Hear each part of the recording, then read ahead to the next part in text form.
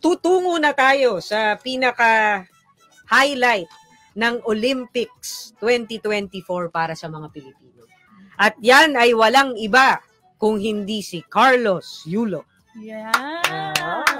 So again, Kaloy, saludo kami sa iyo. Yes. No? Kasi not one, but two.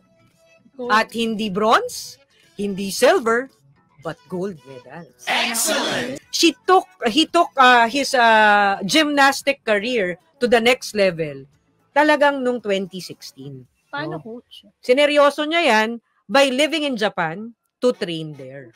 No? Nice. Okay. Very nice. So talagang sinakripisyo niya, kumbaga at an early age, sinakripisyo niya yung malayo sa kanyang pamilya na hindi magkaroon ng maraming kaibigan at talagang mag-concentrate sa pagte-training at pagpa-practice ng lahat ng areas of gymnastics. Yes, coach. So, that's what you call sacrifice. And I think, itong part na to na sineshare ko sa buhay ni Carlos Yulo, Yes, coach. ito yung sinasabi nating sacrifice.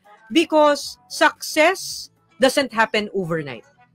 A lot of time, effort, and sacrifice is needed for you to achieve the success that you desire in your life.